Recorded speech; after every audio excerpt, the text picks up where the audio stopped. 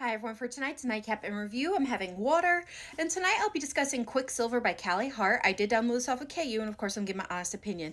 These are the highlights and the content warnings. And my rating for this book is 4.5, so what's it about?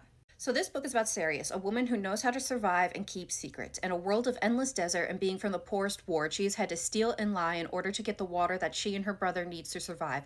But it's not just the constant thirst she's trying to survive, but also keeping a secret from everyone, including her brother. The secret is that she has magic in her veins, and if anyone else were to find out, it would certainly mean her death.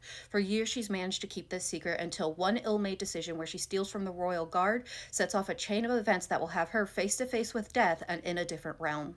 This realm is Averia, a frozen land where the Fae are real, ruthless, and at war. As the first human to set foot on its mountains in over 1,000 years, she unintentionally makes a binding pact with the Kingfisher, a fearless Fae warrior who is seen as death himself.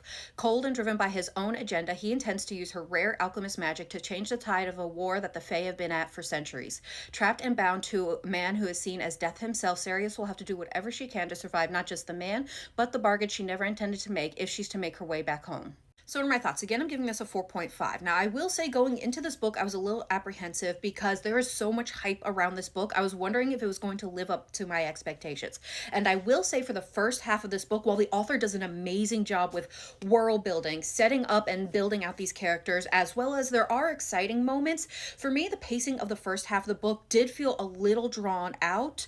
But that could also be where I was at times wondering, okay, this isn't bad, but I don't get what all the hype's about. So that could very much be playing a part in how I felt with the first half of this book. But around 65 to 70% of this book is where it really takes off for me, where I was like, okay, I am really locked in and I am really enjoying this.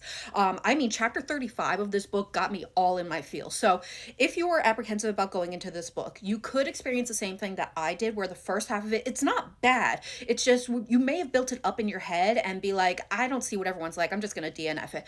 I would actually really recommend this, and I usually don't say this, to really stick with it, because the second half is when everything starts to really, the pacing really levels out and everything exciting is happening, where either you're working towards something or something is actually happening. So it was very exciting. Now, when it comes to the characters, like I said, the author did a really great job building them out. When it comes to our female main character, Sirius, I loved her. She is a survivor through and through with a smart-ass mouth, and I just loved it. She will do whatever it takes for not just her survival, but anyone that she cares about, including her brother, who, in my opinion, is a bit of a dumbass. And every time she was confronted with something, how she responded really locked in those feelings for me.